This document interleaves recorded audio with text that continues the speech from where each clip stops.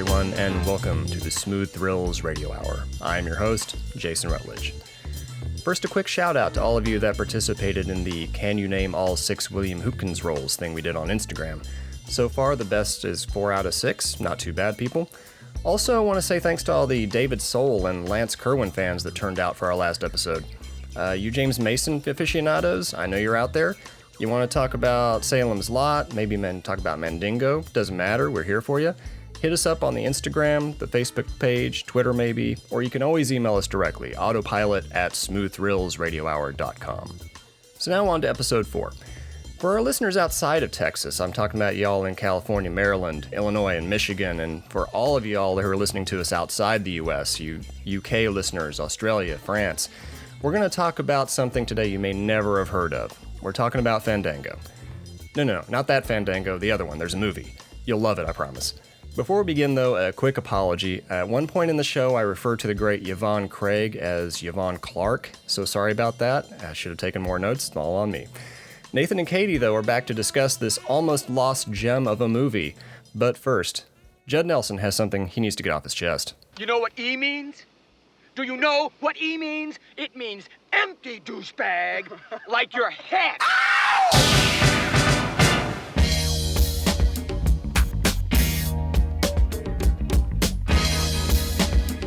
Yeah, tell us all about the butts, Katie. Starting it? They made a sequel called Fandango. Fandango, really? Is it? Fandango. How many butts are in it? Do you remember? There's one, no, Seymour, two. isn't it? Seymour butts? There's Yeah. two in the scene when his Sam parents Bottoms. walk in Dick the door. Butkus? Bottoms. Joseph Bottoms. That's yeah. Your brothers. What is with? Well, we need to start because I have questions. Not about butts, I promise. Oh, so you wanted me to say something like, welcome to this next episode of the Smooth Thrills Radio Hour, coming to you from Old East Dallas. Katie wants to talk about butts now. Always. Go butts. ahead, please. Lay it on us. The butts. The butt, like the butt on us. And action. Exactly. So, Fandango is what we're supposed to be discussing here. It has butts in it, granted. Yeah. But this is an odd little movie. I mean, whenever like Texas Monthly or Dallas Observer or somebody like that has a slow day and they put together their list of the 25 essential Texas movies, Fandango will not be on there. Never has been. You go out to the list of the 50 essential, maybe it lands somewhere in there. I mean, Logan's Run gets talked about more, and it was only shot here. I don't believe it explicitly takes place anywhere No. in Texas. So what is it about Fandango? It has a following. I can't make up my mind about whether I like it or not. I've seen it 5 or 6 times now. There are people who love this, and there's people who are just kind of ambivalent about it. I guess that's true for every movie, but Fandango has held on for a very long time to its following. There were people who organized tours that followed the And route shooting of the locations. entire movie Wow. down to where the Katie's on board. where the, with I wanna that. the go Dom on Rock it. is, because it's the whole route is pretty well documented, I guess. Yeah. How did this happen? What is it about Fandango? Hmm. I took no notes on this. The only note I have written down here is Kevin Costner Satan in this movie? Ooh, because He's, like the he's temptation. He's the pushing force. That for and sure, why does he yeah. call everyone son when he's clearly no older than any of the rest of them? Because he clearly comes off as the character who thinks he knows more and best for everyone and about anything. He is very much that character. He's the leader of the Goobers. It was not the Goobers. Groovers. Groovers. Yeah, Groovers. Groovers. They say Groovers throughout the movie, but it's Yeah. credited as Groovers. Groovers. But it is very. I guess. Not Higgins Boy and Gruber. No, not that I know of. No, Yeah. although I mean, is he meant to be older, or is he I the don't same think age? so. I Because think he's the same age because Okay. they're all in Yeah. the same frat together, right? That Or, is I true, mean, but he that could be a doesn't year or mean he two. didn't could go be- later. Yeah, that's true. Because until you broached that question, I never even thought about him not being the same age. But maybe he's meant to be older. I don't know. I don't know. This I is do like the idea of him being representative, not clearly, literally Satan, but well, it doesn't make a whole lot of sense because there's nothing about this movie that is subtext. Everything they're trying to tell you is right there Oh, out in the open. that is true. You don't have to read into this one at all to get Yeah. what they're trying to say. So to have something like hidden subtext of Kevin Costner's character being Satan, I is like kinda it out though there, but- because once you see it, you realize because he is trying to. Is he trying to dodge the draft? Like, he's also Pretty trying clearly. to, yeah. Well, I mean, you could, whether he's trying to get the others to go with him. He does say that to,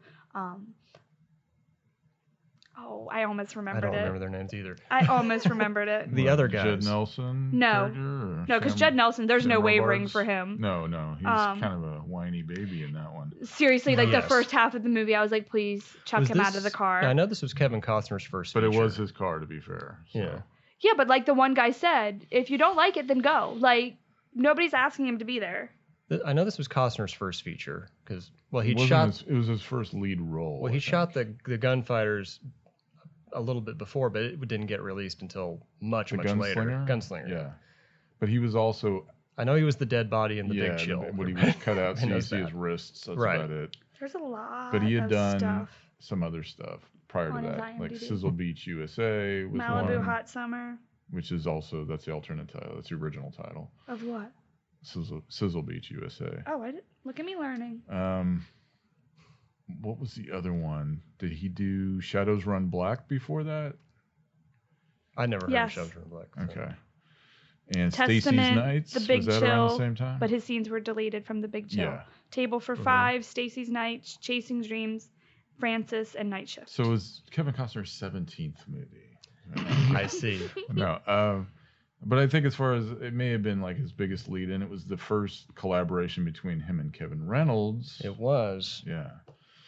which went in a very different direction Toward the end. toward it the did. end. Yeah, Yes, I yeah. mean, after Waterworld, I think it was when Kevin Reynolds said Kevin Costner should direct his next movie so he can work with his favorite director and actor. Yeah. 'Cause Yeah, he took so- over the direction.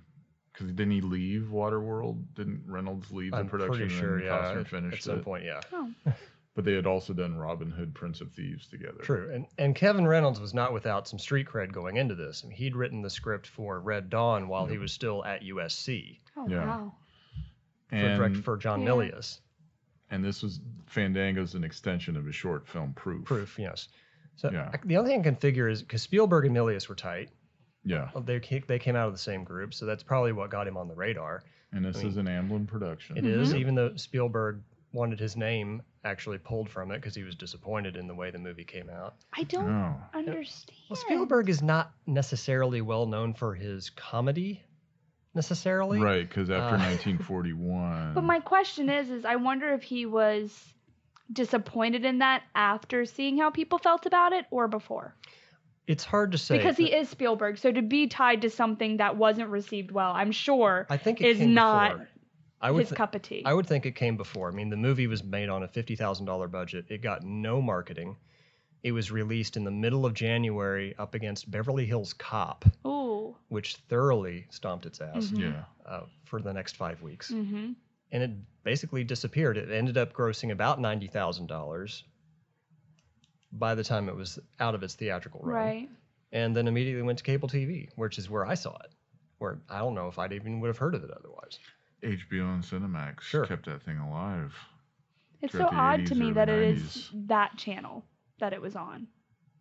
Well, As opposed to it's a Like- it's a Warner Brothers film. True. So that it's, I always consider them to be either, I don't want to say explicit, but they show like harder rated films. Or at least that's always been my experience with they show, HBO and like, all any that. Rated, but True, Yeah. but it just always seems like this feels like something that would be on TNT one Saturday afternoon or something like that.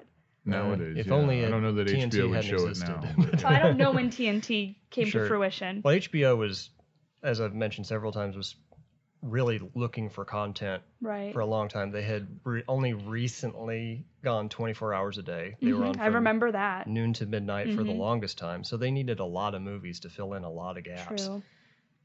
Yeah, but they'd really hit their stride up to that point. Mhm. Yeah, as far as being 24-hour outlet. Yeah, and a lot of original content, so people were already attracted to HBO for that. But yeah, Fandango was like I'd probably next to Just One of the Guys Mhm. was one of the most often played in my memory, Yeah. or the Beastmaster. They played the hell out of Short Which- Circuit when it came out too. Yeah, that's true. That's true. But Drew that up- was oh one of my the gosh. best jokes Dennis Miller ever did.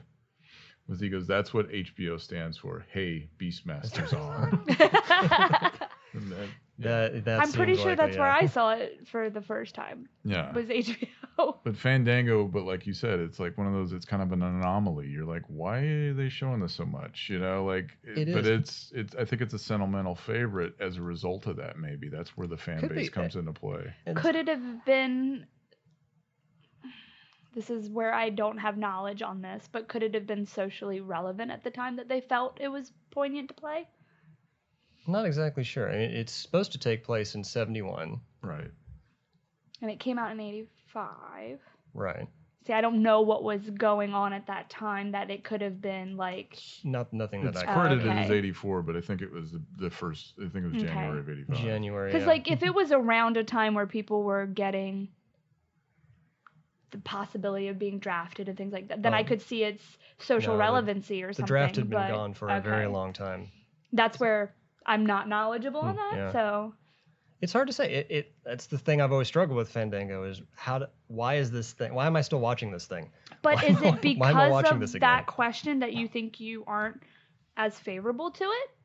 I go through phases where I really am into it and I get what they're doing, and then other times I think this is just really silly. Oh, but I feel like the silliness of it is what attracts you. Yeah, it makes it very endearing because it's an adventure. It's an adventure, and it is something that I'm sure tons of people's lives were affected by. Like that question of, can I actually go and be in the military, or should I just get out? Like, I mean, I can't imagine what that was like. Yeah, the scene in the cemetery with the fireworks going off really lays that one out there very clear. Like I said, there's no subtext in this movie. No, not at all. And I think that's one of what they're talking about. One of the things that attracts me to it the most is that what you get is what you get. But then I also love films that have that deeper meaning. So when you said what you said about Kevin Costner's character, it's like, possibility. And is that why he just disappears at the end? Because he served his purpose, or didn't serve his purpose, you know? Right. So he seems put in his time. He seems pretty out of place from the beginning of the movie to the end. I mean, they do follow him everywhere, almost without question, with the exception of Judd Nelson. I mean, who's in the gang? They got the guy who doesn't say anything mostly. The passed out guy. The guy who's unconscious through the entire Which picture. That's one of the things I wanted to question. Like, where the fuck do they keep him? Why haven't they taken him to a hospital? He clearly has been like alcohol poisoning or something for several days now. Yeah. Because it wasn't until there's one scene where you just randomly see him, and I was like, I didn't even know he was with them. Like, you forget he's in the car. You do forget about it. And he'll pop in occasionally, and it's like that's why I think the movie actually is like, here's a reminder too. Yeah. Oh, this character's also in the scene. But that's like, there's so many endearing qualities about this film that I think is what draws me to it. Like the bit at the end, I love when they're conning their way into getting the wedding set up. Like, the catering truck isn't coming. We forgot napkins. And it's like, I got napkins. And it also shows, like, I love that it shows the goodness in people. Like, these people don't know them, but they're like, hey, we'll help out. Like, absolutely. But then it also shows the side of there are people who will take advantage of that. Oh, yeah. Granted, they no ill will there. Yeah. They're not bad people per se, but it's like, you're taking advantage of all these older people in this community. Like, yeah. They're pretty persuasive people. They managed to talk Susie Amos onto an airplane with a stranger and then flying her down to the border. Why aren't you guys writing anything down? Good question. Yeah. I will say this much. When they meet up with the girls at the Sonic, which I love that the guy's like, Daily. By the way, there's a Dairy Queen open until 8. Yes. And then they end up at a Sonic. Right. Well, it's a very Texas thing, too. But by the way, I love Pepe Serna. Can we just talk about? Sure. He's one of my favorite character actors from that era, from the 70s and 80s. And yeah, he's the mechanic, gas station attendant character, and he drops that line. Sure. Also, your car is afflicted. Afflicted. I love the bit. He's like, "Do you want that fixed? Well, only if you throw it in for free." Yeah. The two girls they meet up with, I didn't.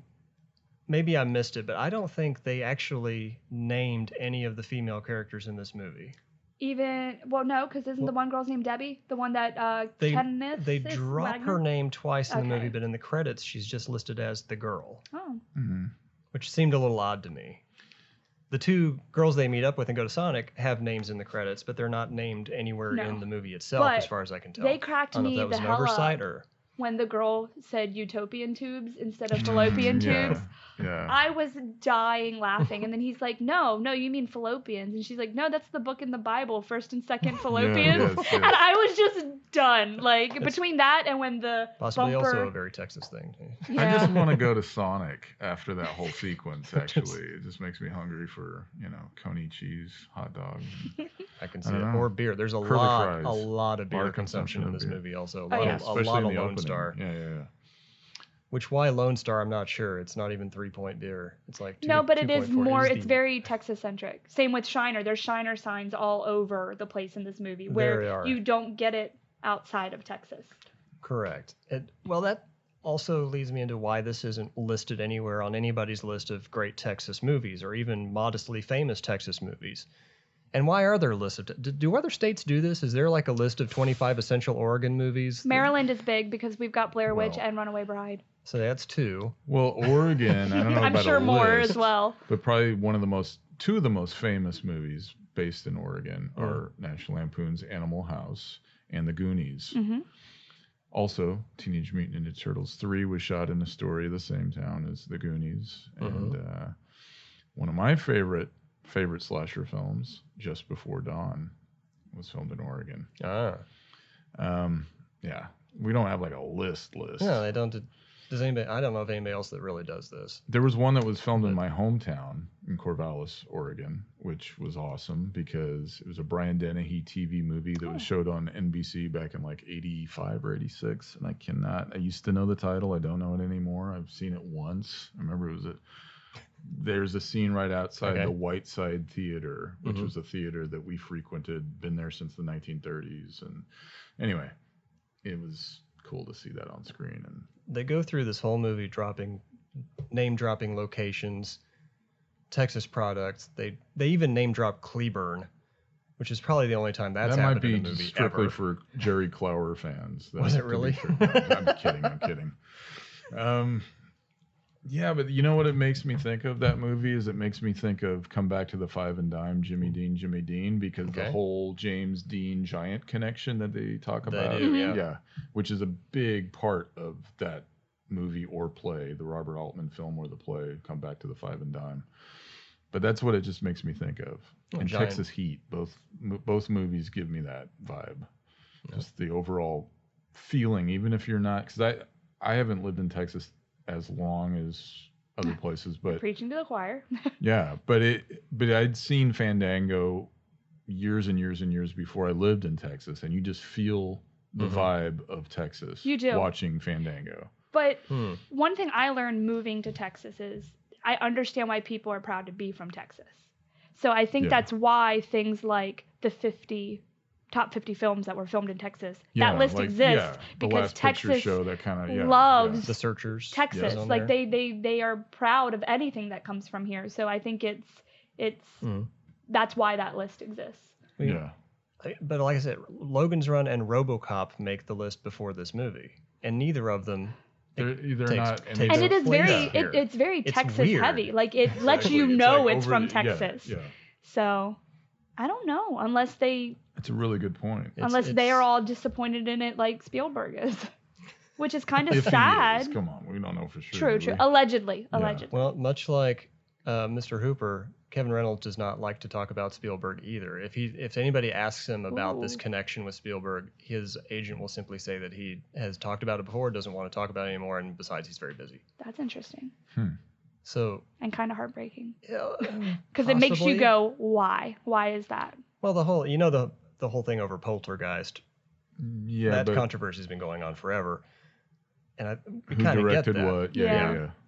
But this one, I just think it was a miscommunication. Maybe he thought he was getting something he wasn't out of this guy. I don't know. It could be a budgetary it's not like concern, like they overspent. We'll never know. That's the sad over part. Schedule something. It's a $50K budget. I mean, it's nothing. It was nothing to these guys. It seems a little high for what this film is. And Judd Nelson had only done a few movies around that time, and Breakfast Club actually I think came out like a month after Fandango did. Oh wow. So Which is so interesting because he looks It's- so different in and both it's a of those polar movies. opposite. Oh, very much so. I mean, because I knew I knew the performance, name, so yeah. when I clicked on it, I was like, "What?" Yeah. Like. But it's bookended by Making the Grade Mm-hmm. and The Breakfast Club. So he's cool in both of those movies, and in the middle in Fandango, he's And kind absolutely of a whiny. insufferable. He Yes, he yes, gets yes. there, but in the beginning he is. No, yeah, he Oh, he shit. achieves that, but I don't know. I've always liked Judd Nelson, and I think he's always been an underrated actor, and I think Fandango brings that out because we just know him from some of his seminal Yeah. favorites. And you that- definitely see like you said, a different side of him in Yes, this than you do in the yes. other What was films. the one where he grew another arm out of his back? The Dark Darker Backward, Backward, Adam yeah, Rifkin. Yeah, it's a classic. How? It's You don't forget it's a seeing Yeah, I that. didn't- forcibly cult movie, I guess you Okay. would say. Yeah, much like Fandango itself. Yeah. I really, out of everything except for clearly American Werewolf in London, everything I watched preparing for this and everything, this was one of my favorites. Sometimes you just need a feel-good movie, and it is a feel-good movie. That's true. It really Yeah, like. And you probably came into it cold because Oh, absolutely, nobody's like, this is like a huge Yeah, I cult knew classic nothing or- about it, yeah, and like yeah. I know some of the actors in it, but I'm still not like. I was expecting nothing from this. But had you even heard of this Nope, before? not I until brought it? you brought it up to me. That's why I was super. That is also strange to me. It's like you. But It's I also this movie everybody is somehow forgotten about over Right. 35 maybe years. it's a weird Mandela effect thing. Maybe, I don't know. But it's like, I mean, I feel like I might not know because I have not lived in Texas my whole life. Mhm. I feel like maybe people who have lived here their whole lives would maybe know about it more. I don't know. I was living in Oklahoma when I first saw Okay, it. yeah, fair and enough. in Oregon. It's when I mostly But you guys are because- also big movie buffs. To the Right. normal And it was general it was very much populace. an 80s product of its time as well. Yeah, you can definitely tell that Oh, with the yeah, movie as yeah. well. It's a coming of age story Mhm. in a way, in a very short span Mhm. coming of age Mhm. story. And a very distinct time because Yeah. they're all getting ready to graduate college. They all have been drafted. Like it's very unique Well, no, to. only 2 of them had been drafted. Oh yeah, because Judd Nelson was ROTC, and the other 2, I can't forgot imagine. that he was. Yeah. I don't imagine the unconscious guy was going to graduate. So. Well, he did. He graduated top honors in Oh his my God. in his Oh, field. that's right, he was so which is good. why I you thought could it was just so tap out for funny. Yeah, you're done. His You've work peaked. is done. Mhm. It's But, all downhill from here, kid. I forget that he's a lieutenant. So, is it Philip? Philip, I think. I think so. Yeah. Mm. No, so yeah, it was just the 2 guys that got drafted, as far as I remember. Phil Hicks. Yes, because I kept thinking they were saying Bill Hicks, and then I thought of the comedian. Bill Hicks, hell yeah. Maybe So- more people would remember Fandango if Bill Hicks was in it. I don't know. Or maybe not. No, because I personally don't know a lot of people who know who Bill Hicks is, Yeah. which is sad Wow, all that in is itself. that's a tragedy. Well, I think a lot Well, of it but is, he never really got to that and for point. the Like, people we Oh, would yeah, know him. that's true. Because you we grew lived, yeah. up with him, Well, people not my even age, that, though. He didn't achieve like who did. huge success as a No, comedian. he wasn't I think Kinison. after no. He came around the same time, but he was no. He was as angry as Kinison. Yeah. But, Now, see, I don't know that name. Sam Kin. Sam Yeah. Kinison. Mm-mm. Yeah. So Well, it's delve into interesting it. how Or that. Delve watch, into that, Back to School. Back to School Okay. with Rodney You'll learn- Dangerfield. You'll Okay, learn that what a is triple amazing. Lindy Right. is and all of that. The teacher really seems to care about what I have no idea. Oh man. Anyway, So really, all it took for Judd Nelson's character to come around was drinking a bottle of champagne that had been in a stone oven for God Well, knows how I don't many even years. think it was that. I think it was Which the sounds parachute disgusting to me. incident. well, yeah, He that- literally that- like had yeah. his life flash before his eyes. Clearly, the centerpiece of the entire movie was that parachute scene. That's Yeah. probably where 90% of the budget went. I can Yeah. imagine. When she And was that's- like that was what the short film was. just that scene. Just that Pretty part? much that whole like experience. Mm. So I mean, for I them, think that could it's- be life changing for anyone at any age. Well, yeah, definitely. Like a near death Especially experience. when he, 'cause he and you're doesn't that open the high chute strung to until- begin with. which is pretty questionable when he opens the chute. And Yeah, the, he and the would- impact. He would be dead. Yeah. Yeah. His, Well, there have been people who have fallen Maybe with they, no ooh, parachute and lived. maybe they maybe all he is actually dead. died, Ooh, look at the and deeper meaning. they're all ghosts by the end of the movie. And that's why he just disappears. That could Yeah. be. I still want to know why. I doubt Did it, though. he That date It's Debbie Oh, yeah. prior, I or think did they so. just have a thing? I Because think there is kind of weird dream sequences in this. the way they engage, that eye contact at the end of that movie when she gets off the plane. Yeah, there was something going on there for sure. Well, and the picture in the beginning, and that's why he's so excited when he's like, the wedding is off, and he's like, oh, yes. And the two actors, Susie Amos and I can't remember his name, actually did get married in real life after this movie. Oh. Sam Robards? Yeah. Ah. And I don't know how long that lasted or if they still are. I'm not really sure. So they met on I this? believe so, Wow, yes. that's cool. That's cool. If only someone could look it up. I don't Looking know. at IMDb trivia. The other thing that's cool about this film is it's Amblin. Yeah. And the score's by Alan Silvestri, who would later do Back to the Future for Amblin. Did a lot of good stuff. Hmm? I like his scores. Yes. They had to license a lot of music for this though also. Okay, The they soundtrack is They phenomenal. couldn't have gotten Elton John cheap. So that, okay, That's probably where a lot of I'd the money mentioned this went. to Katie before, because that's the thing I don't like about period films, is when Oh. they take, sorry. I Is gotta it not, rant on are they this. not the same era? Well, no, I mean, Saturday Night's All Right for Fighting is from Goodbye Yellow Brick Road. Right. Arguably his best album. And that was 2 years after 71.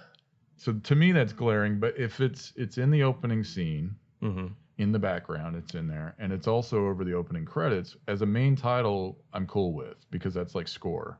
Okay. But when it's source music, then Did it you say becomes, 71?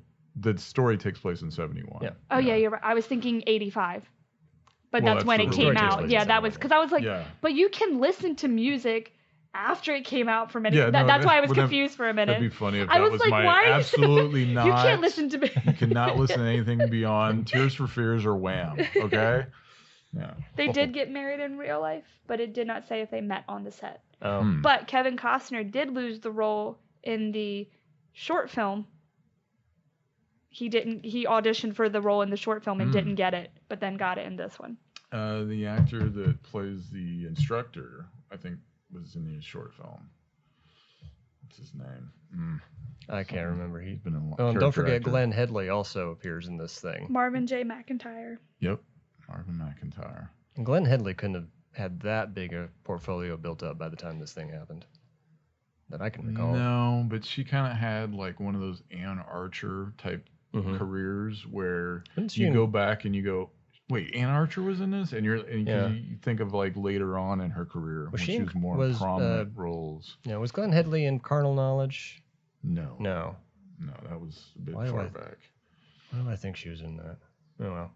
I don't think I've ever actually watched Carnal Knowledge, so that would be it. Well, it helps to have carnal knowledge of carnal knowledge. Does it? Just letting this happen. Okay. Anyway. Which brings us to our next subject. Which the is birds and the... No, I'm kidding. No. There's very little action. There's no sex in this movie. There's no violence. There's no blood. There's no gore. There's an awful lot of beer drinking And man butt. incredibly irresponsible that'd behavior. be Man butt. Man butt.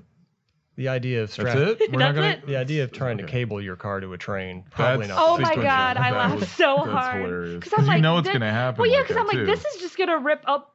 There it is. Especially if you only tie the chain to the bumper. That's what happens, yeah. And that's probably Judd Nelson. Like, he just sells that whole moment perfectly. With his extreme exasperation over what happened. Well, what does he say? You know how many pizzas I had to deliver to buy this car, I think is what he says? You know how many pizzas I had to hand make? Hand make. Ah. I don't know why He takes the joke in a different direction there than I thought he was going have to. latched onto this film like I have, but it's just It does I this really to people. enjoy Spoke it. to you, But you connect with it. I do, some but I way. don't know how. Doesn't- Because it's doesn't- not really anything. I've Right, never you don't have the graduated ex- college. right. I've never Well, been drafted. This like, is everybody's relationship with Fandango. You like it and you can't figure out why you liked it. And you'll see it again and be like, why did I like this? And then watch it again a few years later and be like, I know, I get this now. It's definitely But one you that still don't know why. I'm glad I own now. Well, this like would I be want to filed watch under it a lot. comfort cinema, I Oh, think. definitely. Yeah. Because it doesn't have any real consequences. Like there's no stakes. Like It's you a romp. know that you can watch it and Yeah. have fun. It's a romp.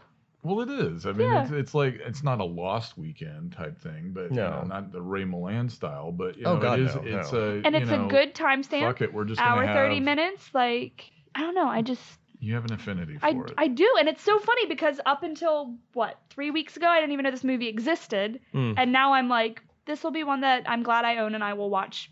But that's from much time to time. like the appreciation for it, I think, too. Because in a way, even though you didn't know about it, but now it's almost feels like a discovery, right? Do Yeah. you think? I could see me recommending this to people. It still holds up even though it came out in 85. Like there's nothing in it where you're like, oh man, now I don't know if this would really hold up. Like there's nothing about it that really. Maybe if it had been set in 1985 instead of 71, it would have been a much different story.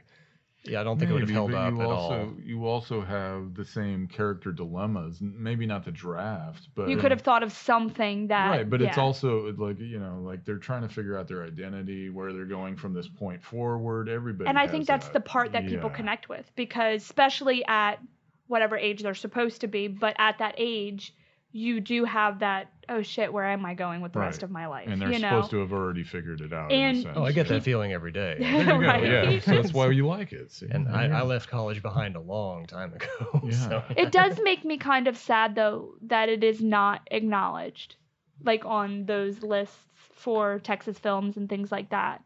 Like I said, if somebody does a list of the 50, it will And end up around 49 or 50 That's if it's so mentioned sad at all. to me, though. And I would like to think it's because there's so many other movies to choose from. But this kind of. But are there? Well, it's like you said, Logan's Run. It's not even set in. Like, No. yeah, it was Right. filmed here a little, but to me, this has a heart for Texas. Like you can, like it encompasses. Now that I Nobody's talking live, about giant Gila monster either. That's the killer true. shrews, damn it! Some Killer Ray Kellogg shrews. magic. Mars Needs Women. Oh gosh, was that filmed in? Oh, It was wow. filmed. The Larry the Buchanan. pump station at White Rock Lake doubled as the alien spaceship awesome. interior. A while back, the Dallas Producers Association did a whole series called "It Came from Dallas" that they had a screening of. I think it was at one of the Studio Movie Grills. They had was it Yvonne Clark? I think was her name. Okay. She was Batgirl and also was in Yeah. Mars Needs Women, and they said she told us all that they were shooting that movie at the same time that Warren Beatty was here doing Bonnie and Clyde, Wow. and the two crews would have lunch together weird. during their off times because they were just parked so close together. Isn't that That must have been crazy? a bizarre scene to see. Ah, that's amazing. Yeah, you had The Killer Shrews was shot here, Mars Needs Women, Bonnie and Clyde, part of Corman did the movie with Peter Fonda, the motorcycles, wasn't Hell's Oh, Angels. Wild Angels. Wild Angels, yeah, Do you- was shot partially here. Do you think that so much comes from Texas because Texas is so big and that's why it's easier to get a larger list? It could be. Possibly. I Because mean, there's, like- an awful lot of westerns that were shot here also. There's just Yeah. a lot in life that I didn't even know, like even outside of films, happened in Texas or came from Texas until I moved to Texas. It's like I had always learned about Bonnie and Clyde, but I never knew it was Texas centric until I moved here. Oh, sure. Specifically Denton, which it's weird because now I live there. Like it's Yeah. like, oh, that's weird. That's something I've heard about my whole entire life, but I never knew it was Texas based. Mm-hmm. So I was that way about Texas Chainsaw. Oh wait, no. I hope that's the #1 movie. Where On was that this list. done? Like Oh, that, yeah. Which I would list? think Last The Picture list Show would be of, the #1, or movies Giant. made in would Texas. be. Oh, the list of Texas. It Mhm. usually bounces around between Last Picture Show, The Searchers, Giant, and The Alamo. Oh, the Alamo makes sense. You can't What is really the Last skip Picture The Alamo. Peter Bogdanovich. Yeah. I wish that Sybil meant Shepherd. something. Brilliant. Brilliant. I'll have to check it out. And Of course. Did Texasville make the list? I haven't looked at the complete list. I was just looking for Fandango and couldn't find it anywhere. That's sad. Because I feel like it is what you experience when you become a resident here. The heart of that film. Not necessarily like, oh, I'm going to go on a road trip and... I gotta get out of here and get to Mexico as soon as I can. But it just, it has that warmth that like I've had presented to me by moving here. Has this thing? I don't know. Has this thing had any kind of release outside of the crap Blu-rays that have been going around forever? I don't know if it's been. It's only If it's on gotten any DVD kind of up to special this treatment. point. Yeah, it's not even a Blu-ray. Oh, it's. Because I only have a DVD copy that I've had for years. Yeah, that's it.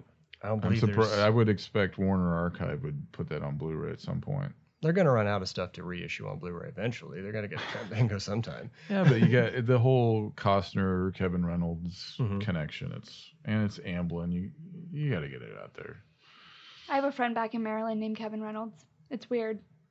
Because And I was what like, did he have to say about Is it weird this? that they're in Maryland? Or no, it's weird that this person, like, I've never heard of this movie. double Didn't know about weird. this writer-director. I mean, because- Kevin is such an uncommon name, too. You guys are Yeah. son of bitches, I swear. DFG. No, just DVD. No. Also, you know how hard it is to Google this movie and not get the Fandango ticket site? It's impossible, yeah. I've But tried what- several times. Jeez. Yeah. It'd be cool if you were able to pie. It'd be cool if you could do some like bakery type stuff online. No. It'd be cool if you could buy tickets to see Fandango on Through Fandango. Oh, if they showed this at Alamo, You'd be I'm through, there. You'd be through the looking glass there. Oh, it would be. That would be. It would if be That's all crossing the kinds of streams weird. in Yeah, its it is own crossing way. the streams, but not at the urinal, thankfully. If they did a movie party of it and you got like stuff. You wouldn't even have to bring a parachute. You could just bring your old laundry, right? That There you secret go. me up. The only themed drink would be Lone Star. There you go. 'Cause that's the only thing that's in this movie. Or it's a bottle of champagne, Champagne? right? It is a champagne? Moet Chandon, yes, Dom Perignon, which they buried in a desert and cooked. Well, because it bugged me. I was like, what happened to this friend? Because you're thinking it's a person yeah. the whole time you're watching it. Yeah, the way they talk about it. So when yeah. when they dug up the tiny box, I was like, oh my God, is it like a pet or a child? Like what? And then it's just alcohol. So I don't know if you ever had slightly warm champagne before in your life. So you know that this is just gross. but it's not about the alcohol, it's what it represents. What Right. does it represent to these guys, do you think? Did they ever come? They never really came out and say how the bottle got out there, why it was out there. But or I what like all of that about it. Because it allows you to imprint what you need from this film on it. Okay. It's a good point. Yeah. And I feel like had they said what it represented or why it was even there, could muddle. Well, they took their first big trip, which they're reminiscing about the entire way there. It took 5 days that time. Yeah. They bury the bottle knowing full well, when this is all over, we're going to come back and come full circle. And then Kevin Costner will disappear to Mexico, never to be seen again. Oh, yeah. And I reiterate, it was 9 days, But he not might 5 stop days. at Sonic to get some of those delicious tater tots. Do they have Sonics Also, in Mexico? can we talk about that really No, on peculiar... the way to Mexico. Oh, on the way I'm there. sure there's 12. But that really peculiar comment when they're at the Sonic and they're in the restroom and the guy's like, you know, they're really jailbaity. And he's like... We're jail We used to be. baiting. Yeah. And he's like, but we used to be. And he's like, yeah, but we're not anymore. And he's like, and I'm just like, Yeah. no. Yeah. Yeah. Because I wouldn't have looked at those girls and thought that they were under. Well, they real life Yeah. they weren't, but yeah. But that was the But the also- only thing in the movie where I was just like, gonna gloss over that one. So What a doll E.G. Daily was, Elizabeth Daily. so back that's then. your man butts. You stammered over that one. Yeah, I got a little. I had my own little Pee Wee's Big Adventure over it. Oh, wow, yeah. Same year. Oh, But, that's right. Yeah, but she'd already done Valley Girl, Oh, that's true. and the Pepe Serna connection Mhm. was first of all, Pepe was also in Red Dawn, Mm-hmm. and he was in Scarface in probably one of the craziest scenes. I won't give it away to you. Oh, But that's it's right. She hasn't both seen it's Scarface both yet. shocking and heartbreaking. It's E.G. Daily shockbreaking. did a couple songs for the soundtrack for Scarface. So Huh. Hmm. she was always doing music and movies Well, all the time. These guys were all very tight with each other coming out of the 1970s. It's the only thing I think, because Milius, Spielberg, Scorsese, Oh, De yeah, Palma, yeah. Do you feel like they were all like a gang. Right, that's they all- being lost in the industry some? Oh, absolutely. I mean, you still have your people who work with the same, but I feel like it's not as prevalent as it once was. It was. I've heard a lot of people talk about this on other podcasts. They're like, and you see this actually for real in Once Upon a Time in Hollywood, is like this idea that Hollywood and that whole system used to be like a much smaller community than it is now. Everybody worked on everybody else's stuff. Everybody knew it. They were all at the same parties. And now it's nothing like that now, as far as I know. Well, that's what's so because great I am about so Hollywood horror. connected, as you know. That's, Yes. that's what I like about the horror community, because it is more tight knit than maybe all of Hollywood. That's Is it? true. It's In a tighter than sense. most of it. I'm not going to say all of it, Like, because when you Yeah. get into the more mainstream stuff, but like especially your indie horror and all, it's definitely more tight. What do you think on that? Yes or no? Well, yeah, I believe that's true. But it can also be a bit of a pissing match too. Yes, it certainly can. Yeah. I don't know if it's any, like, we're in competition with each other or anything like that. I think you Not have- really, have 'cause that really feel you- to I it. think you have really your aren't, but your it's- instances every now and then of that, but Yeah. it's definitely not all of it. The horror community, and like I said, the indie community in horror is very tight. Everybody knows everybody else's name pretty much. Everybody It's like watches everybody Cheers, else's stuff. almost. Mm-hmm. Is it? Is it like Cheers? Anyway, Oh, God. I mean, sometimes you want to go. Where everybody knows your name. Thank you. Or go all Paris, Texas, and be like, I want to go where There's absolutely another nobody, one. nobody Yeah. knows my name. That's got to be That a one's big been on one my the list We need for a- a bit now. I need a place without people, a place without language. Yeah. Certainly wandering around Terralinga would get you there. Yeah. Yeah, Paris, Texas ends up on that list. And Pretty high on the. Well, I've just heard people talk about that movie in such a high regard anyway. Like outside of a Made in Texas it list. is. It's a beautifully made movie, and it strikes me as very weird that you had to have a German director do an American Western movie to show you what the American West was like. Or It's is almost like Sergio Leone doing up the spaghetti westerns, like another set of eyes on what we know as the American West. And Oh, yeah. But Yeah. isn't it interesting how sometimes those situations where somebody who has no connection to something can make the film and it's great, and then other times it's garbage, or everyone's accused of, why did you make a film that you have no stake in, basically? Like, he didn't, to make an American Western as a German and succeed at it, but you don't have any connection to that because he's a German. Yeah. Like, it's interesting how sometimes it's like, this film was that case and it's revered, and then other times it's like people are, it's like I know that apples and oranges, these movies are not related in any way, but Right. the film Assassination Nation that came out last year about, it really embraces feminism and being a headstrong female, but it was written by a male, and like he got dragged through the mud because it's like, how dare you write a film about feminism as a male? And it's interesting how, But why not? I know, I agree, Yeah. because it succeeded, like Right, it did right, right. great. I don't remember But- that kind of thing being said about Thelma and Louise when it came out. Yeah, it was some Was it? dissension, I think, which is, it's just ultimately bullshit. But yeah, no, I mean, but that's just a fun movie anyway, you know, No, like, yeah. so I've not seen Assassination Nation, That's so I don't great. know the But- tone of But it. it is definitely a very I'd woman strong. but more serious but- approach, I would, or no, Some it has versus some Thelma and that, Louise, something like, yeah. so yeah, sure. Never, yeah. Working Okay. on my list. I've never seen it, so I can't make. Oh, I don't okay. really Yeah. know No, the okay, story okay, about it, gotcha. so I could say, oh yeah, but I don't know enough to make that assessment.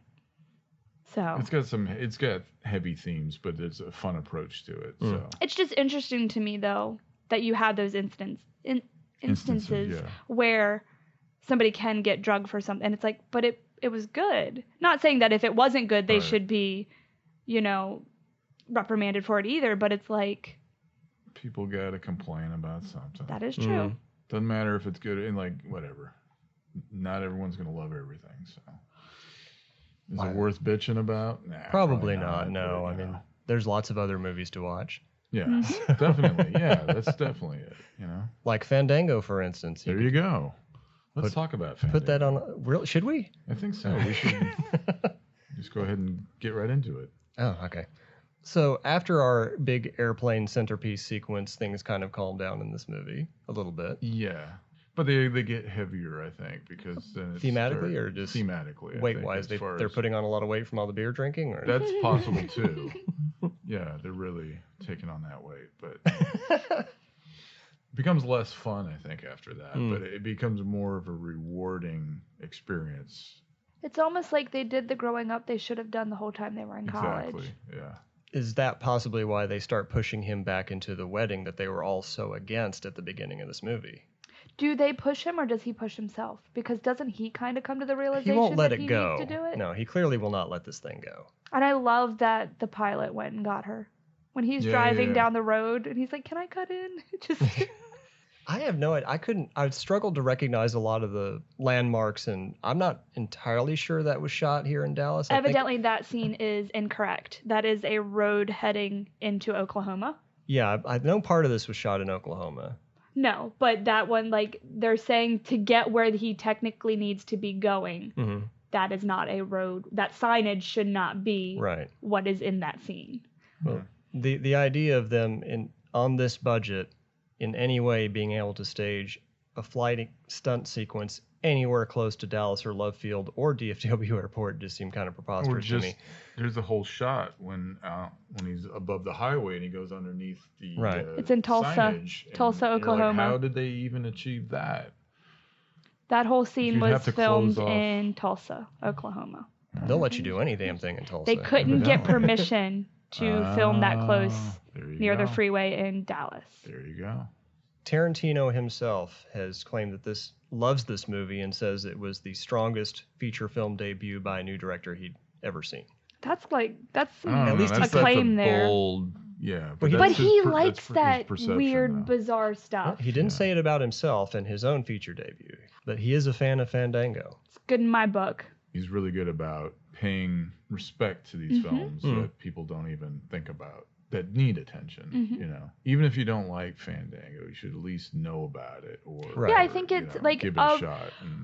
You always hear about the same '80s films. Like it's always the certain ones, especially from 1985. And I feel like this one really should be in that grouping. Well, like I said, it's still so weird. Tire of the essentials from that era and kind of delve further. A lot of people aren't game for that, unfortunately. Well, like I said, this thing opened in theaters against Beverly Hills Cop in January. It never had a shot of getting that kind of recognition. It was gone from theaters probably by mid-February at the latest. And just I miss run times in theaters that are that long. Like a month? Yeah, now if you don't go to see it, you've missed your window. You're screwed. I missed 2 films while I was in London. I mean, John Waters mentioned that one time. He really said if you really want to support a movie, you have to be there opening night on the first weekend because none of the numbers after that is something anybody cares about. And weekend numbers are the only thing that count. Weekday numbers don't. Well, did I say that right? Contribute to the overall sales, but no, it's not something they're looking at. They make a decision by the end of the first night, right? And now you have the preview nights. Thursday are what count, or Tuesday going into a Wednesday. Those don't count. They only count Thursdays and Fridays because when Far From Home just came out in July, I think. The movie about the dog, Spider-Man. Oh, okay. Wednesday was its opening date, and it showed on a Tuesday night, and its Tuesday and Wednesday earnings didn't count towards its opening weekend. That's balderdash. They just took that money and hid it away somewhere. Yeah. So he's like, Disney's getting this. I'm sure Disney was brought to their knees by this, So poor now. Own the world they can't already. buy everything else now. So Amblin owns Fandango at this point. Or who does? Well, it's Warner Brothers, but I mean, it's an Amblin production. Maybe usually every production they've ever had has the ownership is usually the studios. So do you think Amblin, the stuff that comes out of Amblin, is mostly good? Like, do they have any during that that are time? like... It was, okay. And then that kind of just once he went off and did DreamWorks, that kind of became a backseat thing. Yeah, Amblin was pretty. Oh, I mean, did they do Mosquito Coast or I'm trying to think if they did that. That just sounds made up. No, Harrison Ford. It was, and then they actually made a movie out of it. It's Harrison. Somebody made it up, and then they made the movie. I hate you. No, but it is a real movie starring Harrison Ford and River Phoenix. Yeah, it's a great movie. Great movie. It's very against Harrison Ford's type. Right. I like when actors and all do that. Although I think this would be more the movie he would do now, or should, you know what I mean, like tone-wise. Fandango is very much Kevin Costner's complete type. He has effectively played Kevin Costner in just about every movie he was in.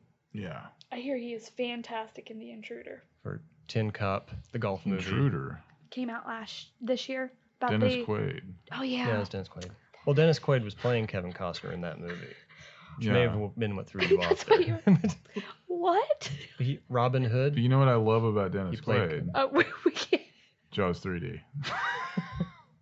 Anytime I can put that in there. Oh my god. Anyway, So is that a Jaws top 3D. film for you? I Like, fucking love Jaws 3D so much. should I watch that one first? No. Oh wow. No. No. It's not fair. No, you shouldn't. Really, now that you can't really see it in 3D anymore, the magic is not the same. It's there's still magic, I'm telling you. Is there? Absolutely. Okay. It's all Dennis Quaid. No. No. You get the McCork in it, man. Just, I don't Louis know Gossett what's made Jr.. up and what's Oh, not made up. Leah Thompson. This was at a time when Louis Gossett Jr. was in every movie that came out. It was in his contract that he had to appear in every single movie that was being released for the period of about 3 years. Yeah. Right after Iron Eagle, Louis Gossett Jr. was inescapable. Well, It's either him or Ned won Beatty for in an every officer single and a movie. gentleman before he did, and then Jaws 3D, and then Enemy Mine with Dennis Quaid. So it was, Great movie. was it after the Oscar party where someone handed in the script to Jaws 3D and he went, "Oh hell yes, I would hope so. I've been dreaming of this moment." Well, and then also, Michael Caine Oh. was in Jaws: The Revenge. He wasn't. So, He was honest not question. at the Oscars to get the Hannah and his sisters the Oscar for that. He wasn't at the ceremony to get it. He was busy filming doing Jaws: The Revenge. yeah. How Yeah. many Jaws films are there? 4. Okay. Officially. Yeah. if you want to get in Cruel Jaws. Cruel Jaws. Yeah, no. Would you count Tintorera as a Jaws movie? Or? No, God, no. No, but it is a Hugo Stiglitz movie. That's so, true. Yeah, with Priscilla Barnes, which is weird. Or wasn't Susan George in Susan George is George, also yes. in that. playing Who Susan was George? Who was? No. Do we want to go there? Uh-oh. What? Married to Simon McCorkindale. Oh my gosh. See, that's the full that's the circle. tight knit Hollywood community we're talking about. That's what we here, all miss. Yeah. where everybody was in a crap movie. But They all took their turns. you take one for the team. Yeah. Do what you got to do. No, really, that's what acting is. So. Who's the guy in Airwolf? J. Michael Vincent. No, the other guy. Ernest Borgnine. No, the other guy.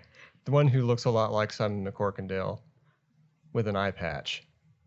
Oh God, I don't know. Because I he don't was remember. in Will you know the name if you hear it? he was in the cat. Yeah, and I'll Alex also know the Cord? name. He was in the- Alex Cord. Yeah, because he He was did a in lot of the, exploitation. the films. movie with the cat that throws up the other cat that eats people. What? Wasn't The Uninvited. I think it was just Oh Uninvited. no. Yeah, no, the Graydon Clark film. Yeah. Yes.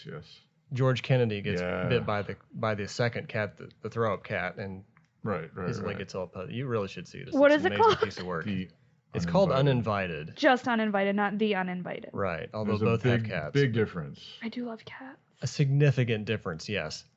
So you can tell people, hey, I just saw this movie about this nuclear cat that throws up another cat, and that other cat is rabid and turns people into zombies or something. I am here for that. Oh my god, the box art is amazing. Yeah, it's a far cry from, say, Fandango's box art. It's actually a lot I better love than the VHS cover. Cats have which was 9 literally lives, just a you photo only of have that. one. I need Yeah. this in my life. Are there cats in Fandango? I don't recall Aside seeing from a cool single cats, we know there's some cool cats in cat. Fandango. No, there's no actual cats, Okay. as far as I can remember. No dogs, no cats. Armadillo, There- snake, spider. A dead There's a dog spider? roadside, sadly. It's climbing across the road and they drive over it. Oh, yeah. Twice they do that scene and both times I'm like, why? Well, you're paying the spider by the hour at that point. I You just gotta don't get your think money's it's worth out of worth that, I suppose. I don't remember there being a dead dog. There is. It's decayed, but it's like right. Yeah. Boo. Yeah. You're like, ah. Whenever Yeah. I watch an older film that has animals in it, like live ones, I immediately worry because I'm like, I'm sure there wasn't anything put in place for like the Right. animals being treated properly on set. Yeah. So. They get into this very dilemma in Hooper. Okay. They do. So what's our consensus? At the end of Fandango, do these kids live happily We've ever already after? moved on to. Does Kevin Costner... I'm trying to wrap up an episode. Is Kevin Costner flee to Mexico to become a chupacabra or whatever's next in his life? Well, now that you've given me this That's the spiel sequel about title him, right there, Fandango Chupacabra. Yeah. now that you've given me this possibility of him representing Satan, like, what if he just ceased to exist? And that's why he just disappeared. I think it'd be best for everyone if... No. You just hate that character for some reason. If No, I he don't hate didn't the character exist, so would you much. like Fandango more? I mean, he's the through line. He's the driving force of that. So you can't really have it without him. Right. So the other thing too is this based on Kevin Reynolds' life experiences? I don't see how it Ooh. could have been. Oh. Really? I don't know. I don't know. the No, guy. I'm just saying, like, did he have that kind of person in his life, or was he that kind of person, or was he? Why are You you know what I asking mean? me? I don't know. Because you're supposed to know these. I don't These know. are the only notes You've you got had. three things written down. I literally took... I can count the words very quickly of all the notes I took on this thing. My So- notes were literally just utopian tubes and first and Utopian second fallopians because it made me laugh so hard. And it also says buy more Tums. Is that? Okay, Yes. that's just your grocery list. Okay, I'm sorry. I can't think of anything else to say about Fandango. Anybody else? No? No, so I that's think what- I will rewatch it again very soon. I really enjoyed it. So I'm surprised you're not watching it right now. I do technically, I think, still have my rental on YouTube. Yeah? Well, let's let you get to that. So that's a wrap. That's it. Oh my god.